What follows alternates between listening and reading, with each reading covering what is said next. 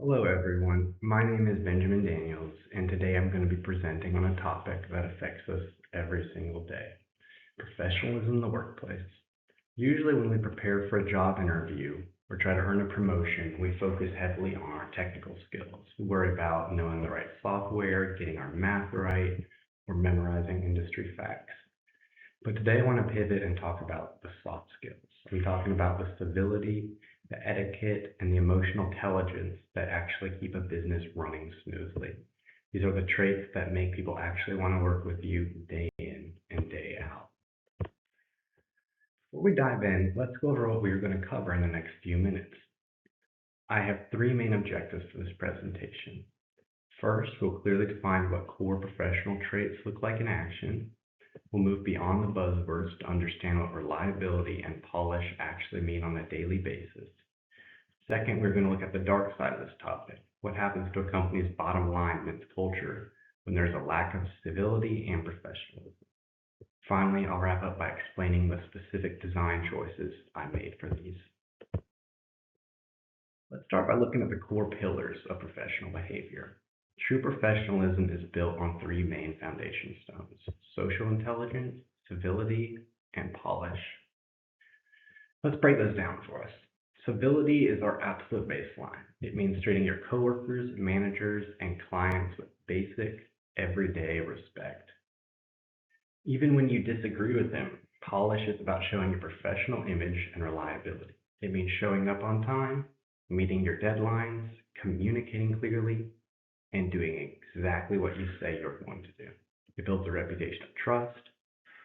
Now, the third pillar, social intelligence, is what really sets top-tier professionals apart. Social intelligence is your ability to read a room. It's understanding how others are feeling, picking up nonverbal cues, and reacting in a way that de-escalates conflict instead of causing unnecessary trauma.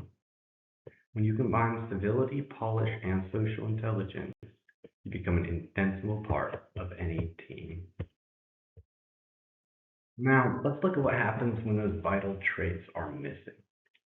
As you can see on the chart here in the screen, workplace incivility causes a massive destructive ripple effect.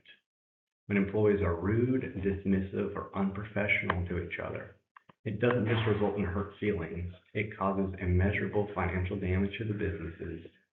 The data shows that a toxic work environment directly leads to employees checking out mentally.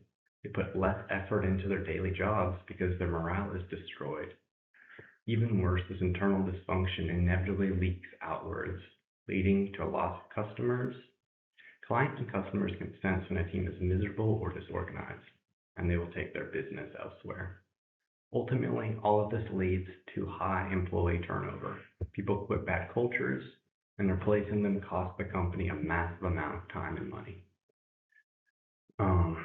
Incivility isn't just a human relations issue, it is a bottom line.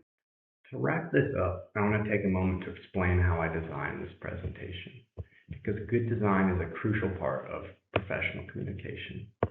You'll notice I kept the text on these slides minimal. I used high contrast colors, dark backgrounds with light, clean fonts so you could focus on what I'm saying rather than squinting to try to read paragraphs off a screen.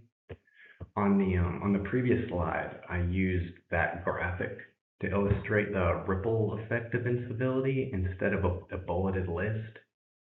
And visuals are actually processed much faster by the human brain and helps our brain comprehend complex data very quickly. It makes it instantly understandable for us.